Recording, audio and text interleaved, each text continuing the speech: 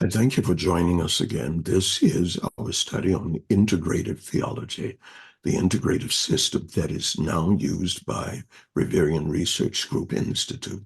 I am your host, Bishop Dr. Derek A. Reeves, and let's dive right into our third remedial or our third supplemental lecture to the topic, the meaning of integrated theology. Today, we're going to talk about, again, a mensiological consideration of integration. And we're going to move right on into our lecture today. When we talked about, again, the elements of integration last week, we stopped with pneumatic theology or pneumatic theology, which was the study of all things spiritual, spiritual substantia, spiritual reality, the realms of the spirit, the laws of the spirit, spiritual bodies, spiritual beings, spiritual buildings. They are created in the context of something that moves beyond what we call the physical or the natural universe of reality. And so let's go back and dive in and finish what we're going to deal with today. The meaning of integrated theology, supplemental lecture, part 3. And so we will pick up on the 14th element of integrative theology, and it is rhemological theology. Rhemological then deals with purposes. And so we're dealing with the theology that addresses the eternal purpose of God and the reasons for that purpose. Why did God then construct things as he did? Why did God put together a kingdom? Remember, before anything existed, even angels or any living being, there was God himself. Before time existed, there was God. Why did God even desire to create other beings? This is what rhemological theology is. Rhemology then deals with reasons and purposes. What is the eternal purpose of God? We will explore this when we come to rhemological theology. Then there is regnological theology. Regnological theology then is the theology that examines the kingdom of God, its origin, its nature, its purpose, and to what degree does this kingdom expand? How vast is it?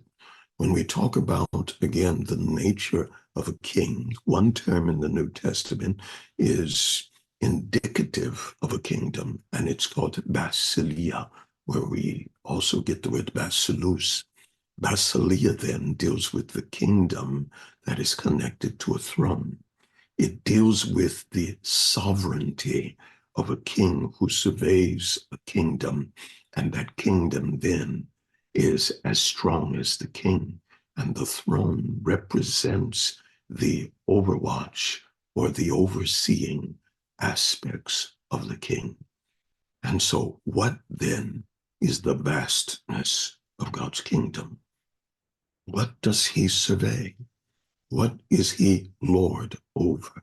I know we say he is Lord of all, or he is pasiologically over everything in existence.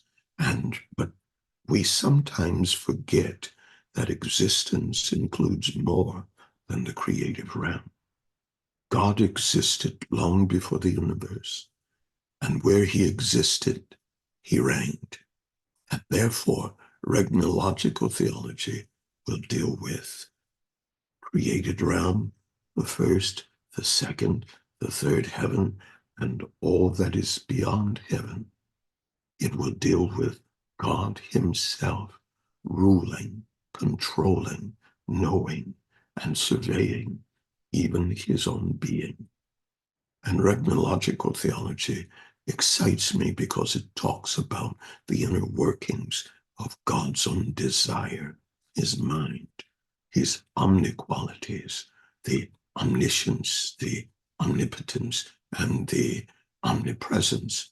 But it also will deal with the absoluteness of God in all his ways, dealing with the transcendency, his absolute righteousness, absolute knowledge, absolute holiness. And so we will delve into the studies of the omniety of God, the omniological aspects of everything that is God's perfection. Within these traditional forms and non-traditional forms, as we've just talked about, and we have to remember that in many cases, the traditional forms of theology only incorporated at most 8, maybe 9 aspects or branches of theology. And this is why we at Reverian Research Group thought if we are to understand God and give a greater meaning, we have to delve into the scripture and delve into the aspects that are buried deep within the terminology by utilizing exegesis and state-of-the-art hermeneutics that follow and utilize exposition, exegesis, and some experimental or what we call theoretical exposition with some eisegetical concepts behind it. As we move further, we have philosophical theology, and it will tie in all that examines the fabrics of theology within the perimeters of philosophy. Remember, when we speak of philosophy, philosophia or philios sophia, the love of wisdom. Wisdom is the utilization of knowledge. To use wisdom, you must have an understanding of how things work. And so philosophical theology will examine the totality of the knowledge or the scientia of theos. It will incorporate what he has shared with us. It will incorporate what he knows. It will heavily rely on logos or logic and critical thinking as applied to the scriptures, the concepts, and even the principles. Then there is hermeneutic theology. In many cases, people have misinterpreted the full meaning of hermeneutics. Hermeneutics is simply sometimes applied to the interpretation of scripture, but there is a broader meaning for the context of hermeneutics. Hermeneutics literally means the interpretation of phenomenon of knowledge. So interpretation can mean the interpretation of a message, the interpretation of a poem, the interpretations of a book, of a writing, but it is the interpretation of the message that was given, the knowledge of the message given by the original communicator. And if God then is the inspiration of all the context of true knowledge that is compounded within the scripture, then hermeneutics theology or hermeneutical theology will address, the phenomenon of all existing knowledge. Knowledge of those patterns, knowledge of power, knowledge of realms of existence, dimensions, planes of existence, knowledge of communication, knowledge of knowledge. And so hermeneutics then specifically is the theology that deals with the interpretation of all phenomena from God's perspective. Then there is theoretical theology. Theoretical theology is not that we just make things up, but theoretical theology is the utilization of many of the scriptures that people don't want to touch. They say that it's unknown, it's unfamiliar, it's hard to interpret, hard to understand. And that's why here at our RGI, we make it our business of consistently going through the Word of God, compiling scripture, line upon line, line upon line, here a little, there a little, until we can piece together an integrated meaning of those difficult passages that in many cases people avoid, ignore, or they're too afraid to reveal what the scripture is literally saying. And so theoretical theology, theology that is driven by exegetical and sometimes eisegetical exegesis or exegetical eisegesis, and theory that is based upon the logic and the conceptual precepts that are locked within Scripture. If we line upon line, here a little, there a little, and examine the Word of God, study to show ourselves approved unto God, and utilize our research and study times as a time of communication and fellowship with God, we are sure to be instructed of God, known of God, but we still must be discerning, because there are spirits that have gone into the world to deceive, and that's why we must try the spirits to see whether they be of God. And prayer and relationship with God is very vital when we come to theoretical theology. And then finally, there is soteriological theology, theology that deals with salvation. What are the elements of salvation? Salvation is tied to grace. Grace, or what we would call systemic blessings, or those things that are given to us that we cannot deserve. Charismology. Charis, then, is a multiplicable aspect of resources that God sends to us. A charis, or a gift, can be salvation itself. And so you cannot study soteriology or soteriological theology without understanding charismology. What are the gifts? Gifts can be a deliverance.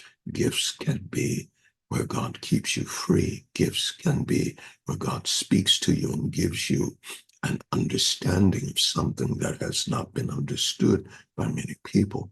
And so soteriological theology will deal with how we are saved. What is salvation? What are the elements with salvation? What are the perks that come with salvation? The three phases of salvation: saved from the power of sin, delivered from the penalty of sin, and saved from the presence of sin. These three motivations, or these three applications of salvation. And how does salvation extend itself to the mind, to our consciousness, to our intellect, emotive state, to our volitional state, and as well to our awareness or consciousness of the spirit of, or of the pneumatic.